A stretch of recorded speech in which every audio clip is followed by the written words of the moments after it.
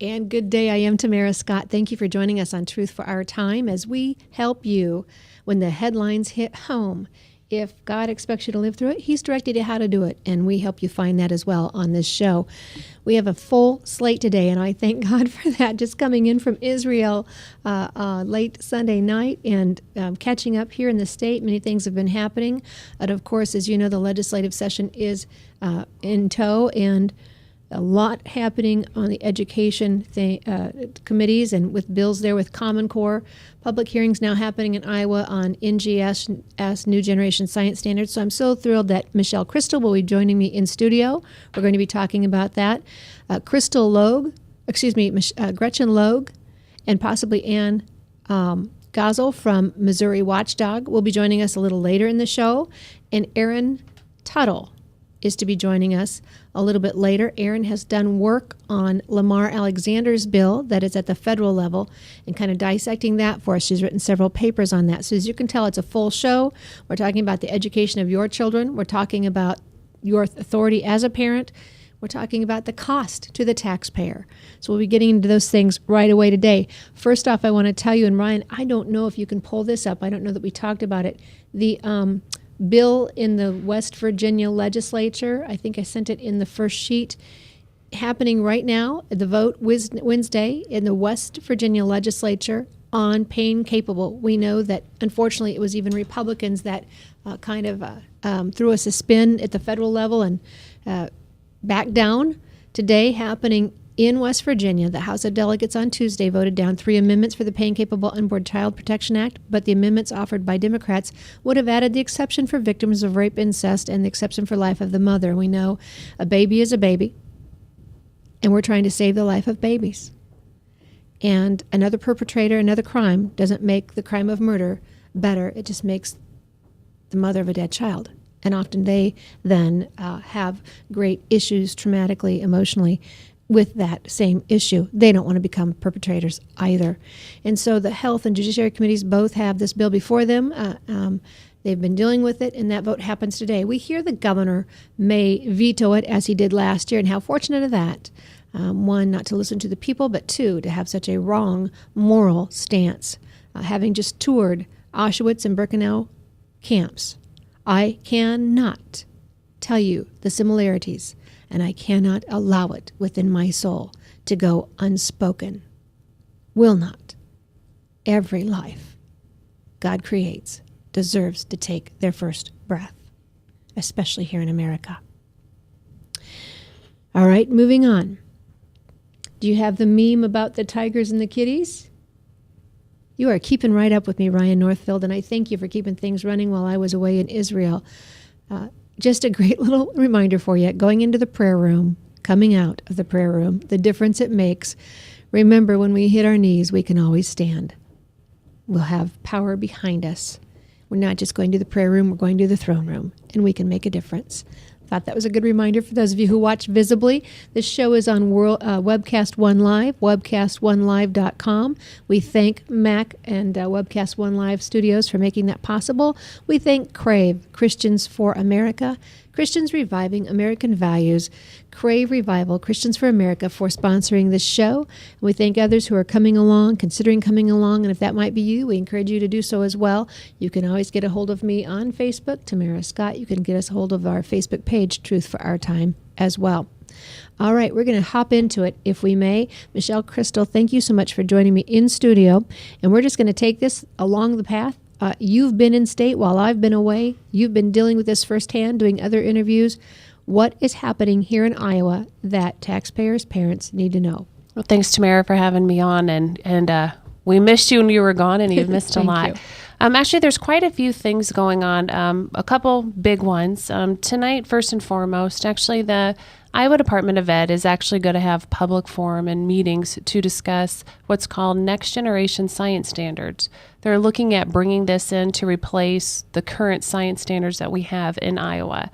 And so they're asking for the public input, which is phenomenal. And it's only, though, unfortunately happening 4 times in the next week and a half. But the first one is tonight in Waukee. And what they're doing is they just want to hear what the public has to say about introducing these new science standards. Now, looking at the science standards, The state of Iowa currently is graded a D for science. And the Fordham Institute, which is a nonprofit organization, looked at all 50 states.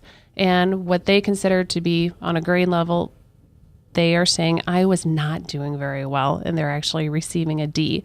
But with the new next generation science standards, Fordham has actually graded them a C. So yes, Iowa, we would get better, but the last time I checked, a C was not something that was very acceptable in a statewide way to adopt. So this was the first and foremost thing that gave me grave concern is why are we replacing something that really isn't any better? And what this is, Tamara, it's basically the last nail in the coffin to roll out all federalized education standards. And science was the last one they had to do, and this is what would actually happen. So NGSS was actually just brought up of 26 different states, and they decided what standards should be for science. The unique thing with this, and the reason Fordham Institute actually gave them a C, was nowhere in these standards are they actually talking about chemistry or physics.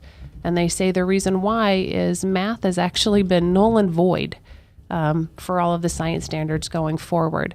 And if we are teaching Common Core math the way we currently are, no kids will actually have the fundamentals to actually be able to do these higher end type of science as well. That was probably my biggest issue. So I wanted to decide, okay, I need to talk to people who actually were on this task force that the Iowa Department of Ed put together.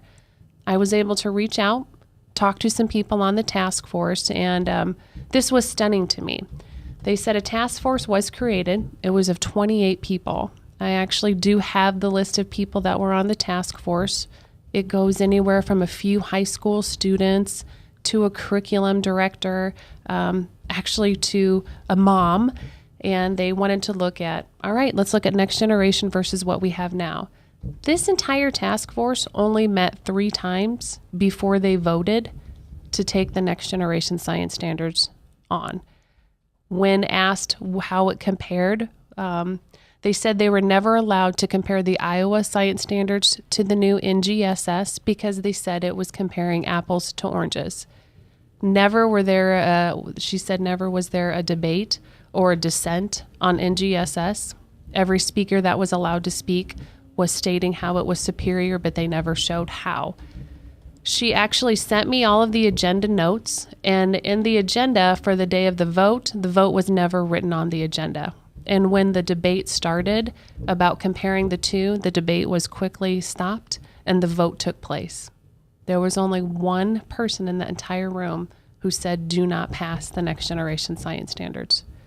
She actually brought this Fordham report and brought it to the table and said, why are we picking something with a C? She was told they weren't allowed to talk about that was not a fair comparison. And she said this was the only science standard that they looked at. And I asked her, I said, well, gosh, what about Massachusetts? What about Indiana? They all received A's. She said no other standard was ever talked about or brought up. It was Iowa or NGSS. That to me is a huge problem. And that's what they're going to be discussing tonight, as well as 3 other times by the public to hear what your input is. Okay, first off, having been in this battle a long, long time and dealing with public schools and understanding that public hearings are often dog and pony shows, you have a good group of parents you think that will come. What do you think parents need to understand? When we're talking NGSS, is this where the cost increase comes in the testing, or is that SBAC?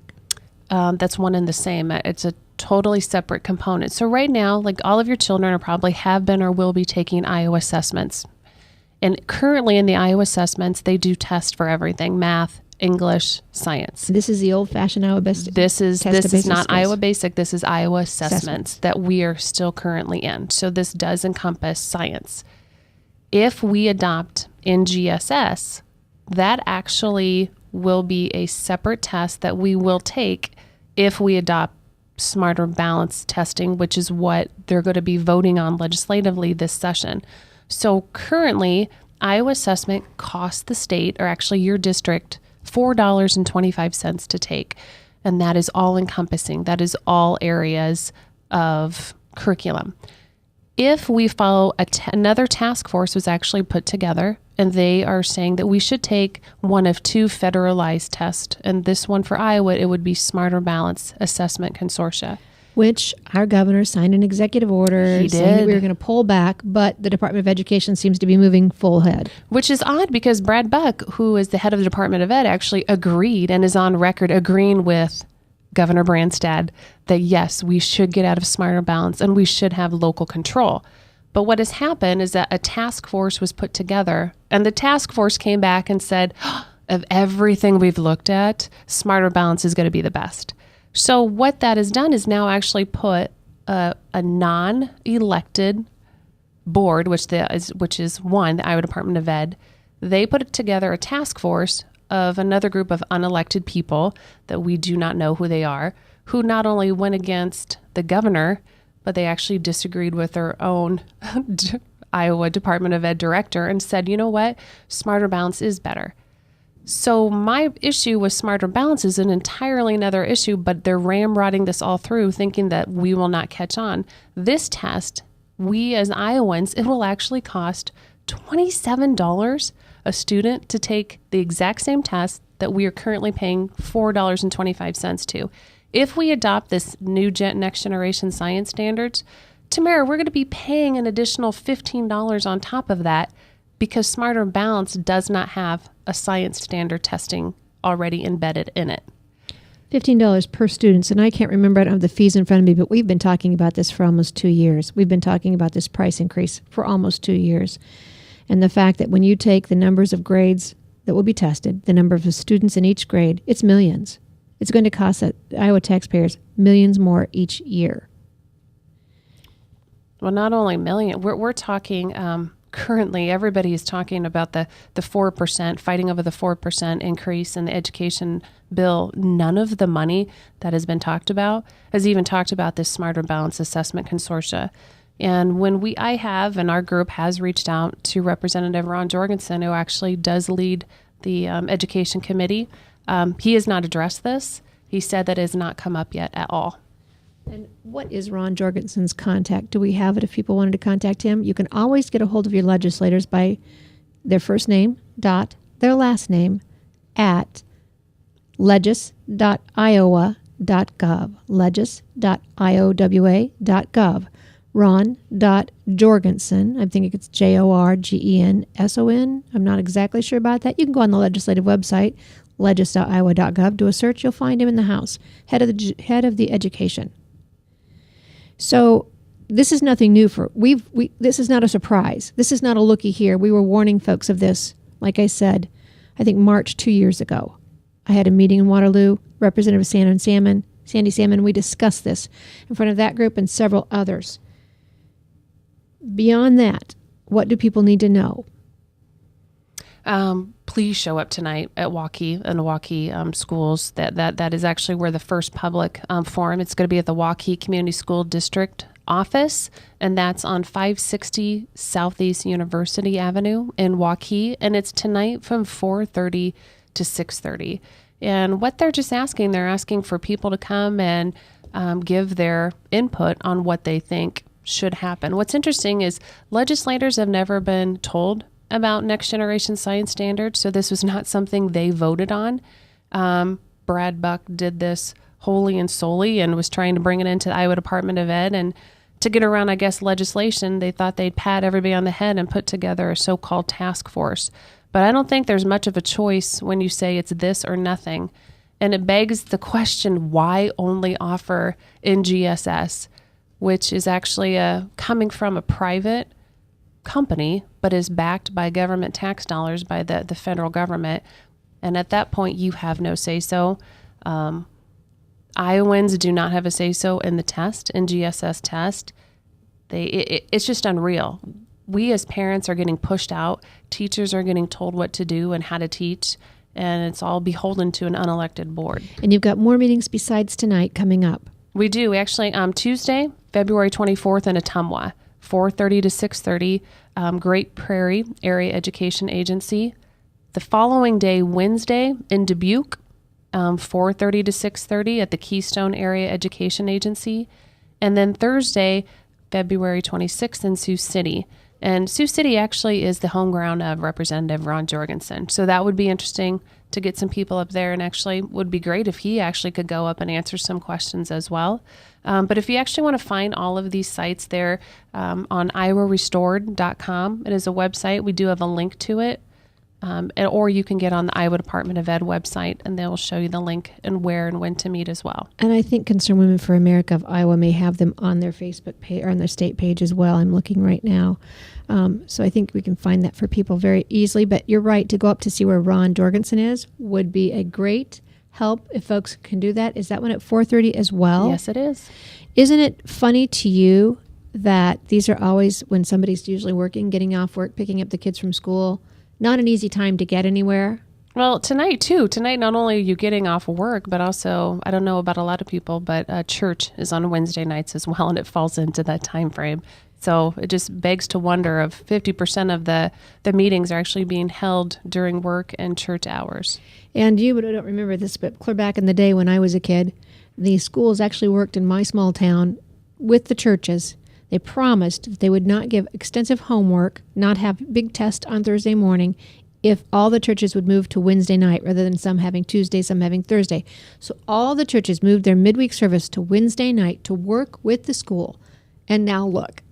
Exactly. We have sports and everything else. They didn't keep up their promise. You can't dance with the devil. You got to hold line and do what is best. So you're right. Those things are on. If you just go to http, the semicolon and double backslash Iowa, ia.cwfa.org, all those sites are listed right there for you. And I do think that the Thursday, February 26th, Sioux City would be a good one for folks to attend. If folks aren't comfortable speaking out, if they just go and show their support, it would be great. That would be great. No one actually has to talk. This is actually going to be facilitated, and I'm curious how it's going to be set up tonight. If you just want to go and mingle with the crowd, I intend on finding other people's opinions on this. I would love it if science teachers would stand up and show it. My only... This is a huge concern of mine is we're rolling these science standards out for all of us here in Iowa. Instead of piloting it, why don't we pilot it somewhere to see actually what the teachers think when they've actually had a chance to fully implement it? Well, instead of asking that, we're forcing everybody to do it. How do we really know it's any different or any better when we're rolling it out as a whole lump sum? And standards are standards, and there has been a biology teacher that has spoken out against them because the standards are so rigorous and they're asking you basically to use no creativity. You have to stay on the script. And that's an issue right now with math and ELA standards currently with Common Core. No one can really veer off the path. How is this going to be any different? And we've heard from the experts, Einstein, students who have learning disabilities will not, they'll just be done. They'll fail. They will not make it. They won't get to come through when you have only one formula that can work. Let's talk about a couple other things. Is there anything else we need to touch on the NGSS? If people want information, they're not sure what this really means. There's a lot of acronyms in all of this, SBAC, NGSS, Common Core, Iowa Core. It's so confusing to parents who don't have the time, who don't have the capacity like you, Michele. You have dug into this. You have devoted years to this at this point. Correct. If somebody just wants information, who can they call? I don't know. I think we all are so used to our devices. And so I'd ask you to actually go to their website and just Google NGSS, Next Generation Science Standards, and also a great one. They are nonprofit. They're non-biased. But look at Fordham Institute, and that's Fordham Institute, and say NGSS. And that is a great overall review of what they think of it. And it rates, and you can actually look to see where your state ranks. And I'm putting that on the Truth for Our Time Facebook page right now. I'm putting that Fordham link. I think it's the same one on New Generation Science Standards. I've just posted it on the Facebook page for Truth for Our Time right now. So it's there if you want to find it. All right. Let's talk very quickly about the broadband bill. I believe right now in our legislature we have the ABCs of bad education. We have an anti-bullying bill, and I have books that will tell you anti-bullying programs often increase peer-on-peer victimization. Bullying increases in schools and districts where they have anti-bullying programs. We have and that one's being pushed heavily right here in Iowa by our own Republican governor. I hate to say it, but it's, trying to do the right thing with the wrong method. And until we just come back to respecting all people, the golden rule was one of the best things we had. When we had the Bible in school, we had the prayer in school, that 22-word prayer, very, very vague, very topical prayer about protecting us, blessing our teachers, our parents, and our children. When we had that, we had better grades, safer schools. We had respect for each other, no matter who, what label, what group we defined ourselves as being. This bowling bill, again, overreaches. It usurps parental authority. It expands school authority outside school premises, off school grounds, invites teachers and entices them into the internet stalking of students, in my opinion, looking for trouble. If it creates a budget increase in an already, by forming a bully squad in an already overbloated budget, when we already have lean finances this year, many things pulling at our finances. There are already rules on the books, laws, 280.28 already takes care of bullying. It is already in there.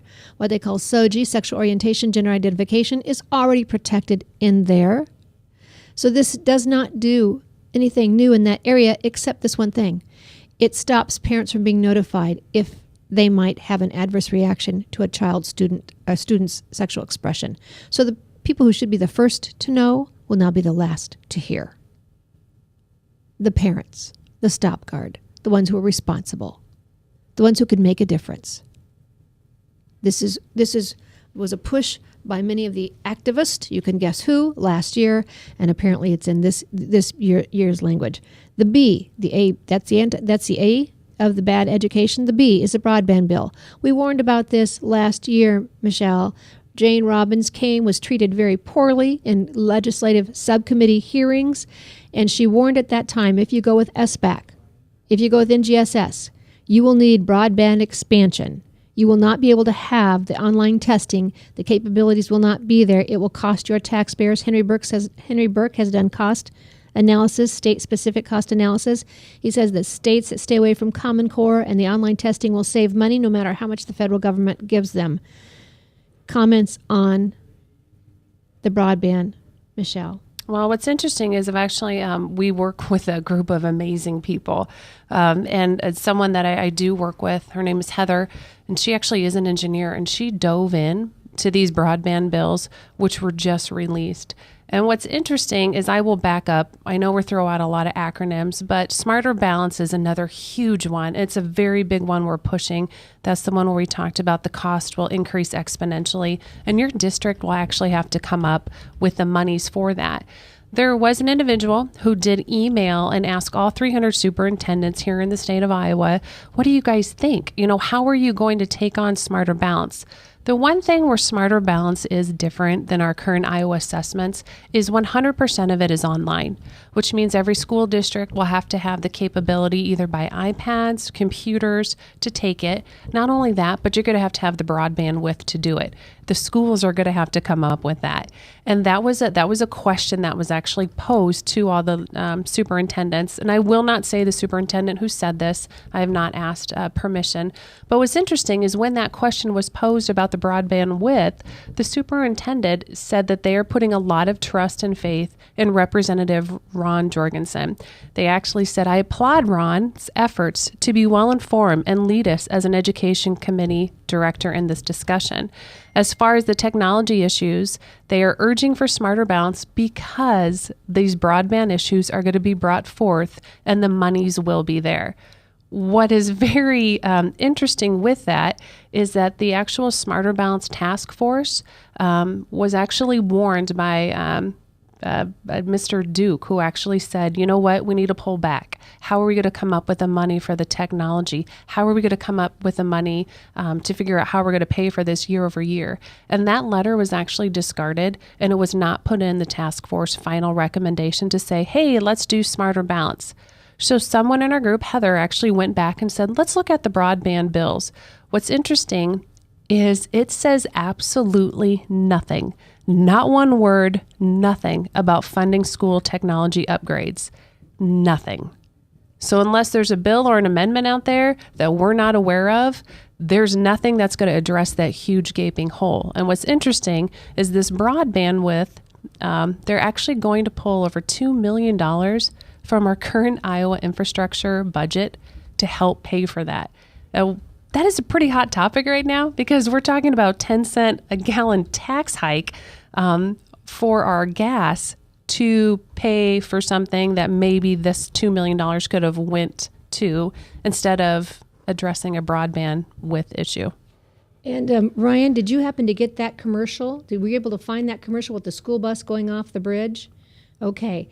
For some of you online, I've seen it floating around Facebook. We have right now, Iowa, very, very interesting propaganda as the Concrete Association, who's at the NGA, AGS, Association of General Contractors, the cement folks, who you can imagine make a lot of money on bridge building, are wanting this gas tax. Now, remember this. Gas tax is constitutionally protected. This is true. So that money has to go to the bridges. But that doesn't mean that's the only money that goes to the bridges. As Congressman King said way back when he was either a representative or a senator in the Iowa State House, we ought to be thinking ahead and putting more money aside for the infrastructure. The gas tax is the only constitutionally protected money that goes into it, but that doesn't mean we can't add other monies into it, being responsible, long-headed leaders that we're elected to be. Wise thinking, Steve King. That didn't happen. That was years ago. He's been in the Congress for I don't know how many years, so that's been at least a half a decade.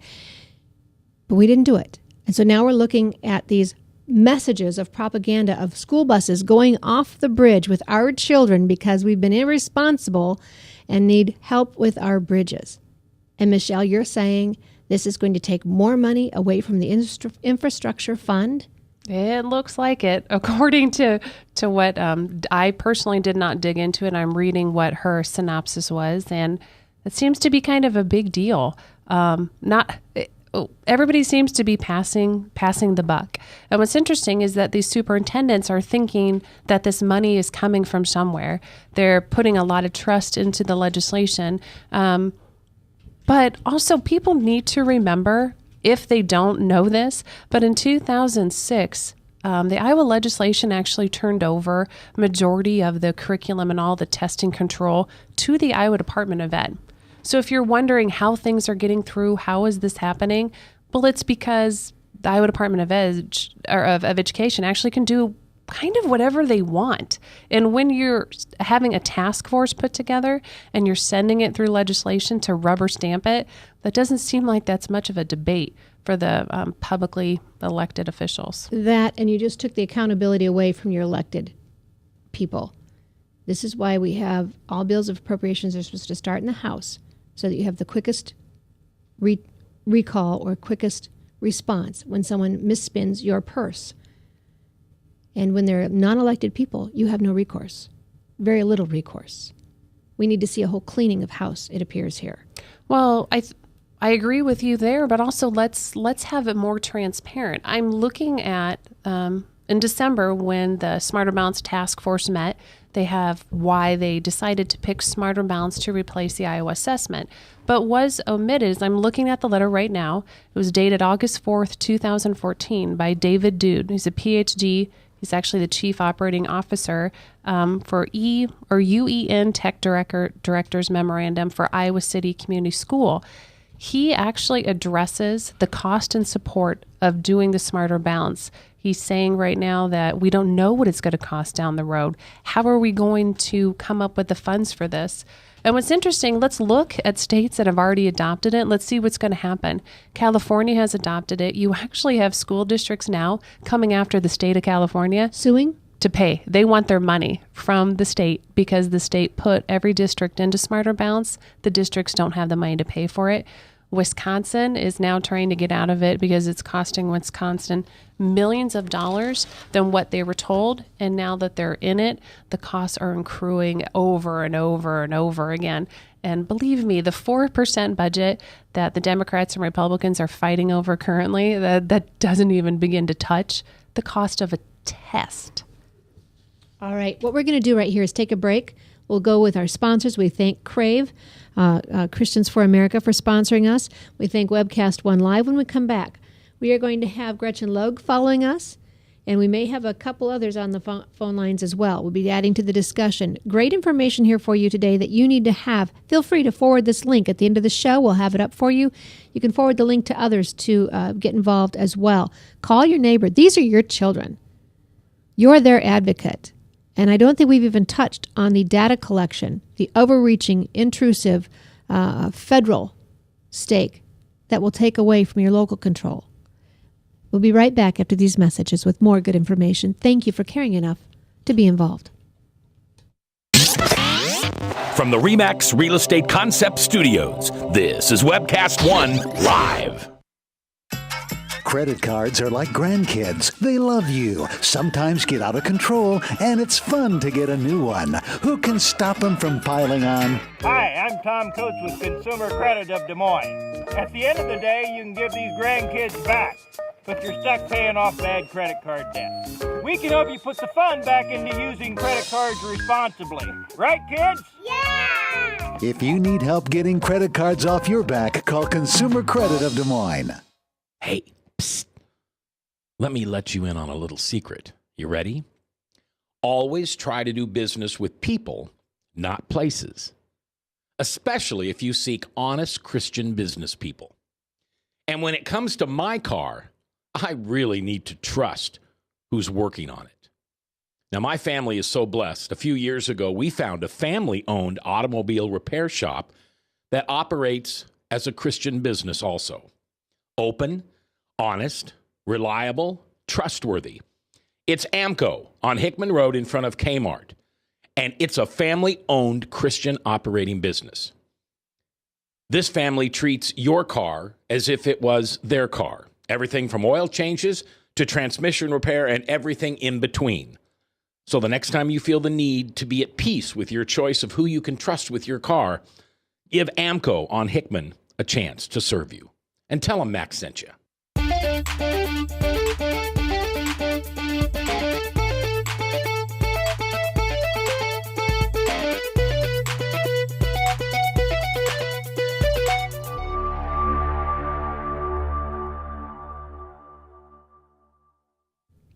And good day. Thank you for joining me. I am Tamara Scott. You're listening to Truth for Our Time as we give you help when the headlines hit home, things that are happening in your community and what you can do about it as an informed parent, an overtaxed a citizen, and a fighter for liberty.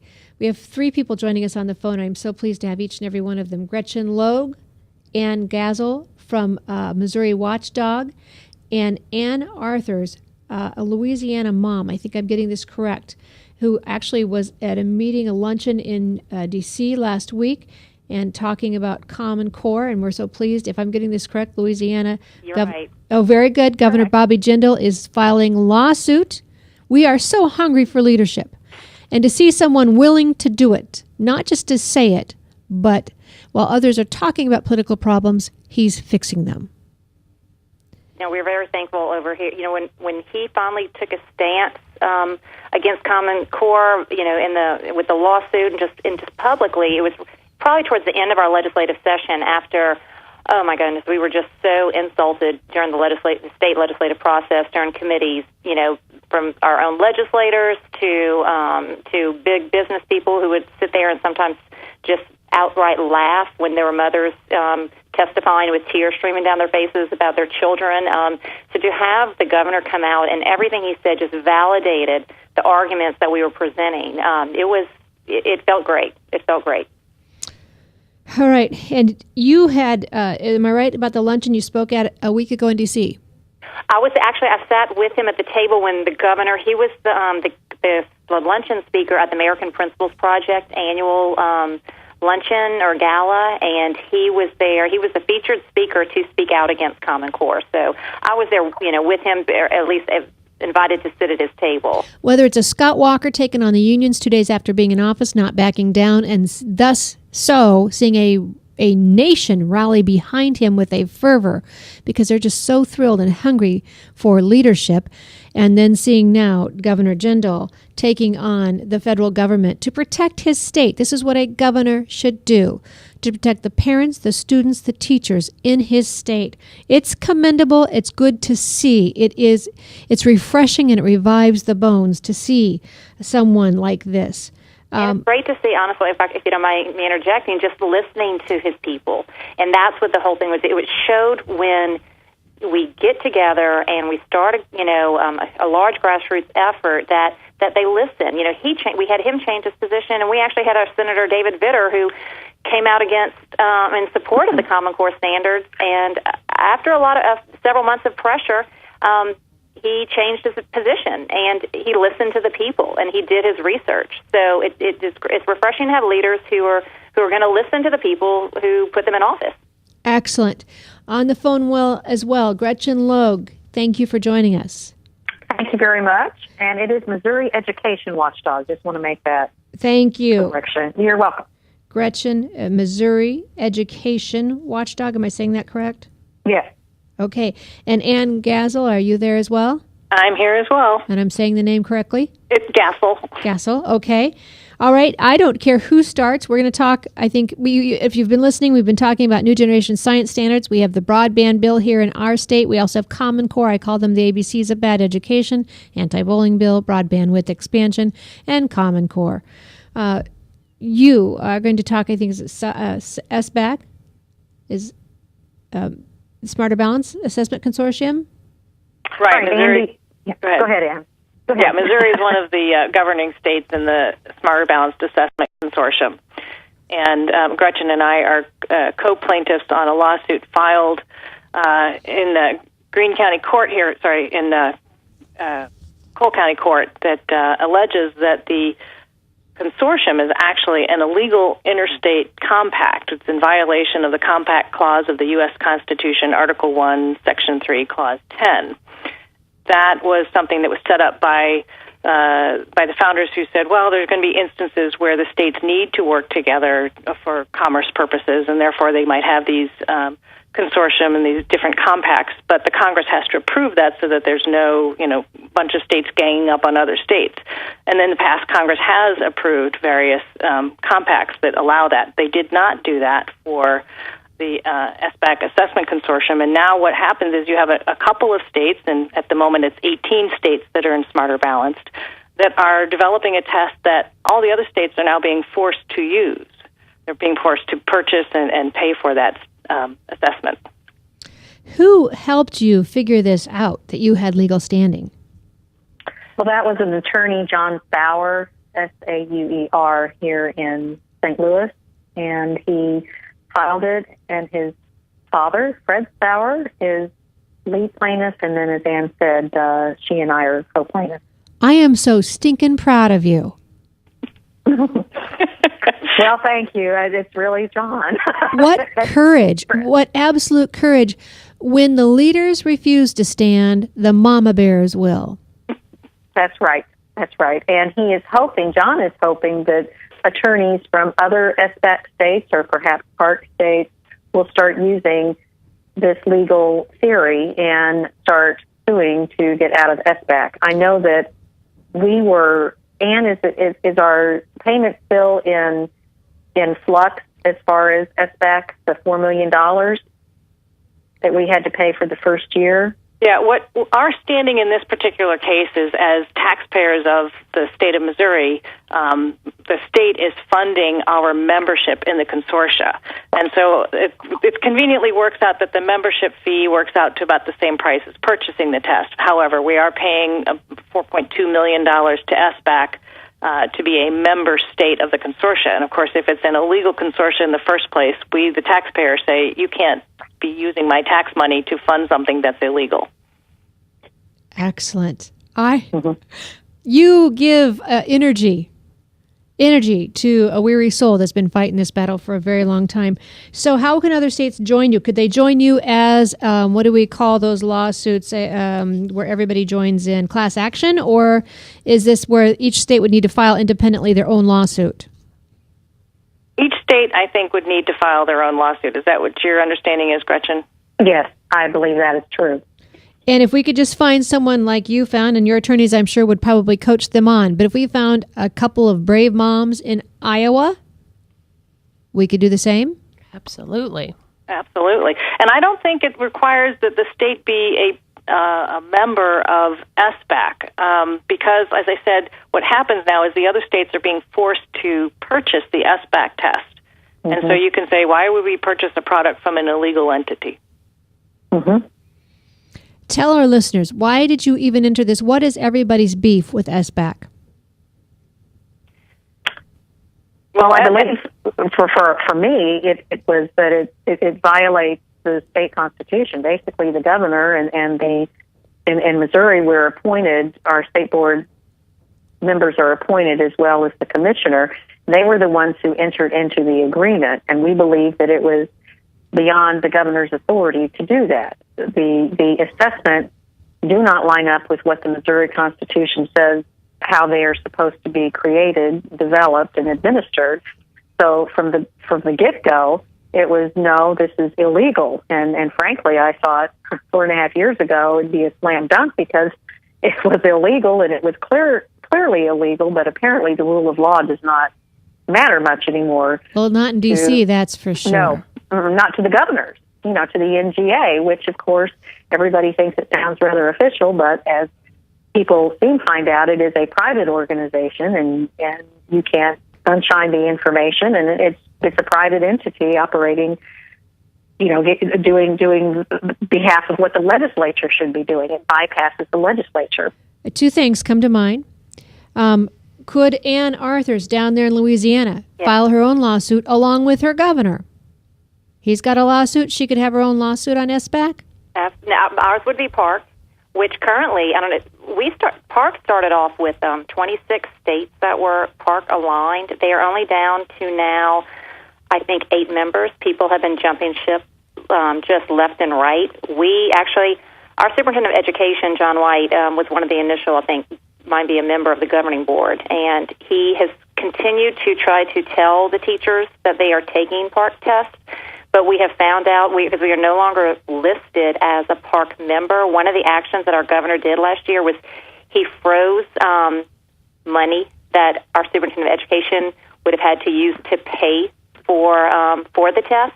And the payment, I think, was due last July. So since we are not a paid member, it's been very confusing. There's been a lot of news. The kids are being told they're taking Park, the teachers, but it's really not Park. It is Park-like, and it's going to be by a different vendor.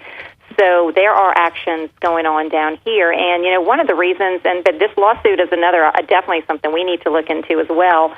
But one of the reasons you were asking why they were opposed to Smarter Balance, which was probably a similar reason that a lot of us down here are opposed to the Park, which, they're pretty much the same thing, is if this has to do with, first off, these are federally funded tests. Okay, our federal government funded these tests.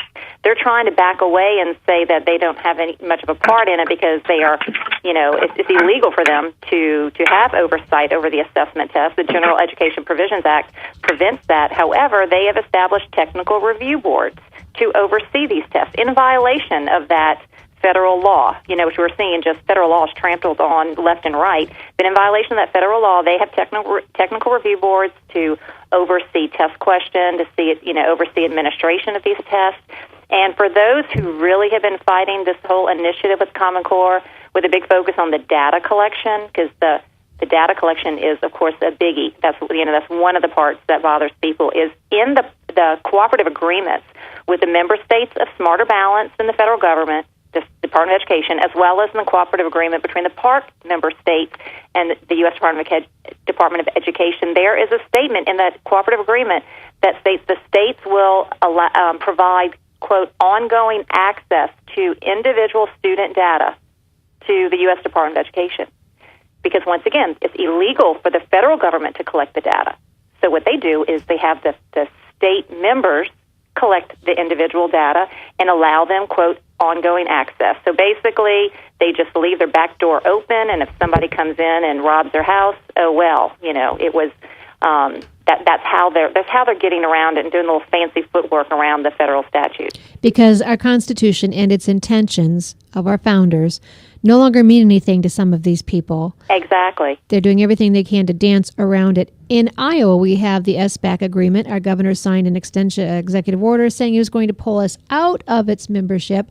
But in our document, the Memorandum of Understanding that most legislators were not aware of until we placed it in front of them, it made even the comment that we would agree, this is before we knew what these requirements would be, but we would agree to move any barriers, laws, statutes that would get in the way of information they collected. Wow. Yes. I mean, data collection is huge. That's why when I was in Washington, D.C. last week, every legislator I met with up there, I was like, please do what you can help us on the federal level. Please do something to reinstate FERPA to what its original law was. Please, once again, give the parents the choice to decide if their children's data is to be shared, while we still have control of our children, because that's being just taken away from us left and right, and that would be huge if we could get FERPA reinstated to its original form. That would shut the door to a lot of this. That's even in the ESA reauthorization by Senator Lamar Alexander. They state that. I think it's very interesting the way they word that student education records shall not be released without written consent consistent with Section 44, basically, of the FERPA. But, of course, what we know is the written consent is no longer needed. They gutted that from that law. So, the data, the data is a big part of these tests. That's a big reason that we want to get out of them. All right. I appreciate everybody coming on this show. We have a brain trust on this show today. This is just excellent to have you all together. We're going to take another break. When we come back, I think we'll have Erin Tuttle joining us to take a rundown. She's written several papers on Lamar Alexander's bill, which was just brought up. So we're going to have her join us on that topic. Does anybody want to say anything about SBAC Park before we go? No, I think I'm good. All right. Thank you all for joining me. We're going to take this break. We'll be right back after these messages. We have 3 lines, and we're going to have one free for Erin. Other than that, you're all welcome. You're all welcome to stay online with the chat line as well.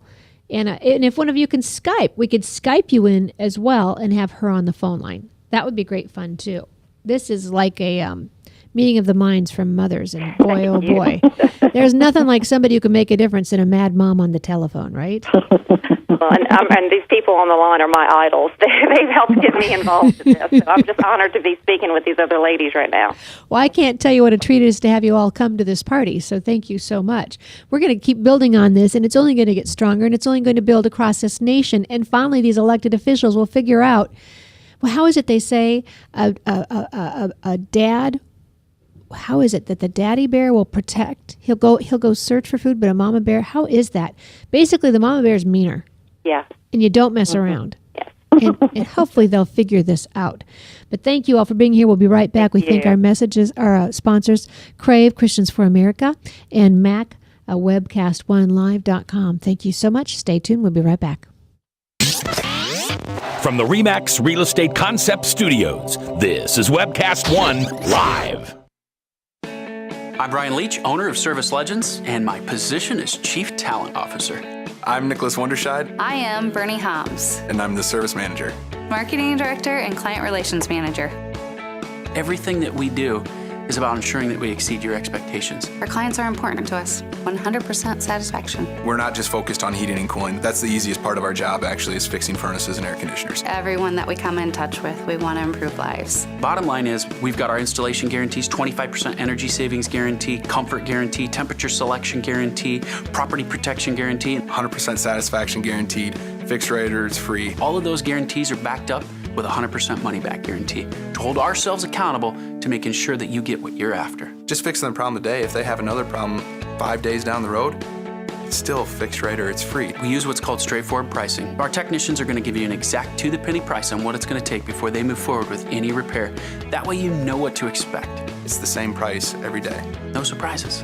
If you get off work at 5 o'clock in the afternoon, you you come home, you realize that, oh, my furnace is broken. Now you need to call somebody out that night. You shouldn't have to pay more for that. We're guaranteeing service 24/7. We run afternoons, evenings, nights, weekends. We're staffed to work that. Phone rings at 3 in the morning. You'll get one of our representatives answering the phone every time. We're not sending you out to Timbuktu in some call center. It's our Service Legend team members, our mission control team. I'll take a call anytime. And then they answer the phones the same way during the day as they do at night. It's a great day at your service company. How can we make you smile? That's the only way to provide true 24-hour service. When you're able to let somebody actually live in their home safely when they weren't able to do that before, where they don't have to stay up at night and worry about, is the heat going to come back on? Are we going to freeze the pipes? Is the baby in the room next door going to be sick because they got too cold? When you're able to help somebody overcome challenges like that, that's impacting a life. That makes a difference. I get goosebumps thinking about it. I love the team. I love the people that I work with. We have fun, but we work hard. I call them my ambassadors of legendary service. If you could just envision what that is, that's who we're sending to your home. They literally will call in, pick up the phone and call and say, hey, I want to talk to your manager. And I get on the phone, they're like, that technician that was at my house was the greatest technician ever. That's cool to me. We want to brighten people's days. Every person that we have going into the house has gone through an extensive background check. Drug testing, we have a very thorough interview process that 1 out of 140 people make it through. If we promise you something, that's what you're going to get, no matter what. We're here when you need us to protect the safety and comfort of your family. If you're not happy, we're gonna make it right. If we're willing to put 100% money back guarantee on what we do, what type of work do you think we do? Give us a call. We're there for you 24/7, 365 days a year. Enough said.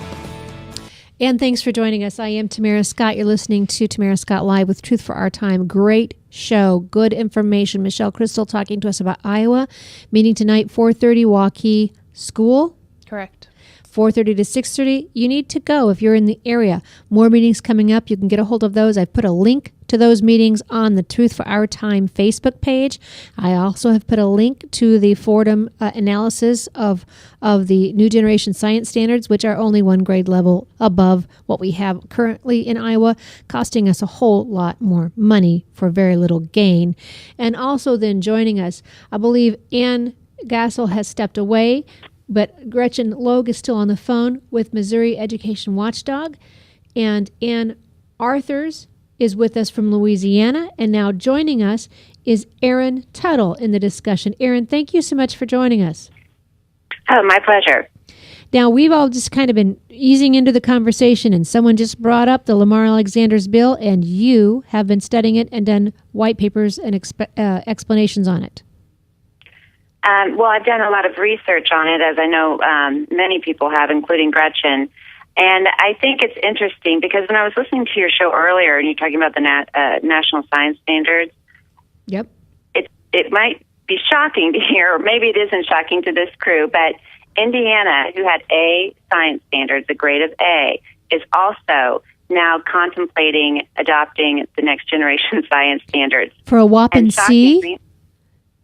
You would trade a grade A to a whopping C. Why would they do that?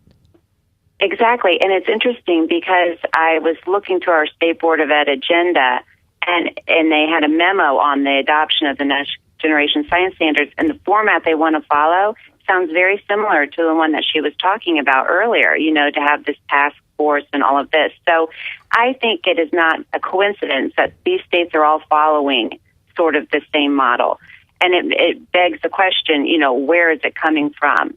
And I think most of us would agree it's coming from a lot of places, but mostly from Washington, D.C. So that's why I think it's important to pay attention to the reauthorization bill, because so much of what we do is not state-led. It's kind of force-fed from the federal government. And you're talking about the No Child Left Behind reauthorization bill. That's right. And I'm not an attorney, and I don't claim to be an expert, but a lot of us, and Gretchen included, who have followed the waivers and followed the race to the top and followed those applications and have read them carefully, you start to familiarize yourself with certain language. Language that you see in the waivers, in race to the top, means certain things. It caused certain things to be implemented in certain ways. And so when you see some of the same language in Senator Lamar Alexander's bill, it strikes you. What might seem fairly like reasonable language or kind of innocuous in its effect, when you know what those things do, you realize that it will have a very serious implication for states and their ability to govern education policy at the state level. And he did add in this bill the subjects that are going to be required to have standards that meet his approval, or meet Arnie Duncan's approval for the Title I funds. It does include science. It was, it's not just math, reading, and language arts, but they did add science. So it's interesting, Erin. How you doing? I'm good. Yeah, that might be another reason, too, now that you're saying that, it triggered something about your state changing, to once again move towards these common science standards. Now, I thought Lamar Alexander had a bill forward that was going to squelch, the terminology I saw that was from Politico, would squelch the number of federal standardized tests. Is that a different bill? Is that just fancy language on this bill? Well, they say all these great things. The purpose written into the law, whereas its stated purpose is to restore freedom to parents and teachers, principals, and other school leaders, states, governors, and local communities so that they can improve their local public schools. You'll see all kinds of language in it that it's going to do all of these great things, but then all of these great, proclamations are all negated by other language. Like, for example, every state has to supply the Secretary of Education with their state plan, and your state plan is supposed to provide assurances that you have state standards, that you have assessments aligned to the standards, and that you have an accountability system in place for schools who are not, meeting those standards as evidenced by the assessment. So in that, they say, so when you are going to present the Secretary of Education with your state plan, it requires in Senator Lamar Alexander's bill that the standards be aligned to that standards that will, and I'm quoting here, specify what children are expected to know. Oh, I'm sorry, that's what it used to be. So No Child Left Behind used to say that the standards had to specify what children are expected to know and do, be able to do, contain coherent and rigorous content, and encourage the teaching of advanced skills. So that's pretty broad. A state could develop their set of standards using those parameters and still come up with their own fairly unique set of standards. Right. So that language is gone, and now it says that the standards must have alignment, and that alignment has to be with, and I quote, the entrance requirements without the need for academic remediation for an institution of higher education in the state. Now, that language is very familiar, right? That's the same language that they used in the waiver, that we had to have standards that were college and career ready. Mm-hmm. Well, college and career ready, that's the definition that they use. It aligns with the entrance requirements for post-secondary institutions without remediation. That's the same language they have in Race to the Top. Now, in both of those applications, your state institutions of higher ed, your post-secondary state public universities made assurances that they would align their entrance requirements to the expectations of Common Core. So you see, by putting this in here, a state plan cannot be submitted unless the standards are aligning with the Common Core expectations. Mm-hmm. Because that's what the entrance requirements are going to be at your state universities. They already are. They've already gone through. Most of them, this has already been completed. So they made these assurances years ago in these applications, and they've been working very steadily towards that aim. So does that make, I know it's kind of a little technical, but, what you think, because an average person would read that and say, well, why wouldn't you want, your standards to be aligned to, colleges and what they expect from students? That sounds reasonable. But when you know what they really mean by that, I know it means you have to align to the Common Core. Right. Michele Crystal in studio has a question. Yeah, Erin, just kind of looking, you're saying a lot of similar things that I have seen, and two things that you brought up that are very glaring to me is the standards need to meet what they say, for you to receive Title I funding. Your Secretary of Education will now have the ability to accept, approve, or disapprove. So of your Title plan. I funding is a very big deal for a lot of schools. So now they're being forced, coerced, and pretty much blackmailed to do what we say. Otherwise, we're going to withhold these funds. And secondly, I'm looking at the task force here in Iowa. The reason they said they picked Smarter Balance is because the Department of Ed said that the state must switch the test in order to comply with No Child Left Behind, which requires the school to test students' academic progress based on a set of standards. So instead of Iowa assessments or your state creating their own assessment, they're saying, oh gosh, we have to use this Smarter Balance, which takes away 100% of your state's sovereignty or any input at all. And it's basically the federal government is saying, if you don't do what we say, we're going to withhold these Title I funds, which is very scary to every school district I know of. And illegal to the intent of our Constitution. Well, and I would there's a move, this is Gretchen, there's a move to make all students designated as Title I students. Did you know that? Yes. Yeah.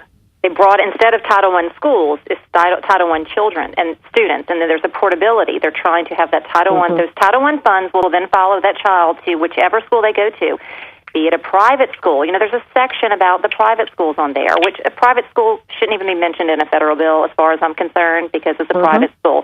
You know, my children go to a small Catholic school, which is a private school, which has taken vouchers.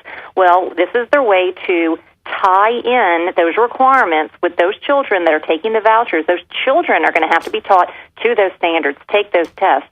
So will a school, when they agree to do that, then they're going to say, well, might as well teach all of our students, not just those Title I. I think they'll have to teach all the students. Exactly, and they may be. The language I don't know is I couldn't figure out. I've been studying it as well, but it will require. I mean, there's the requirement. That is how they're going to get the Common Core in there. So, Erin, I hate this. We're out of time.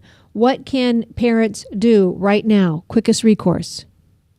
I mean, the quickest recourse would be to call your congressman and tell them that you do not support it's called the Every Child College or Career Ready Bill. I mean, just the title of the bill alone gives it away, right? Every Child College and Career Ready. And tell them that you do not support Senator Lamar Alexander's bill and that, you want it to be killed. Very good. We want something good to come out of this. We need a good reauthorization bill. You know what's a great thing to ask for? Just block grant all federal monies back to the state with no strings attached. That's what we ask for. Great. Block grant all Fed funds back to the state, no strings. Yep, that's it. Better yet, keep the money at home. Don't even send it there in the first place. Local control. Exactly. My guest, one step at a time. My guest today on the phone, Gretchen Logue. We had Ann Gassel on earlier, and Arthur's on. I think, Ann, are you even still there? I am. Bless your heart. Thanks for staying with us. Erin Tuttle, Michele Crystal here. The moms are busy, and they are organized, and nobody can create a quilting circle faster than moms who are going to weave this together and blanket this country with good news, with good truth, and good information and options for us. Ladies, some of you, I hope maybe you'll come back next week and we'll continue this conversation because there's just too much here. We need to keep parents going on this. Would love to. Thank you. Thank you all so much for your time, for putting your time into this, for caring about our kids enough to invest the time in this, for those brave moms who are putting their names on a lawsuit. Now, understand the problem with this. Bad law creates this scenario where it costs taxpayers the court cost to figure it out. That should not be. Bad law should be clear and with good understanding of how it will affect the body political. So thank you so much, Michele, for joining me in studio. You've got meetings to attend in Iowa. If you want information, Truth for Our Time Facebook page has the Fordham rundown on NGSS and the list of meetings for Iowa. And I'll also put all of those guests that were on today's show on that Facebook page. Ryan Northfield, thanks for making us look good. And let you know also, National Committee people, your National Committee men and women for the Republican Party, I've talked to several before 8 a.m. this morning, are out lobbying on your behalf at your state houses for your liberty. So give them their due as well. Thank you all for joining in, for carrying in. I am Tamara Scott. Be encouraged and never be complacent.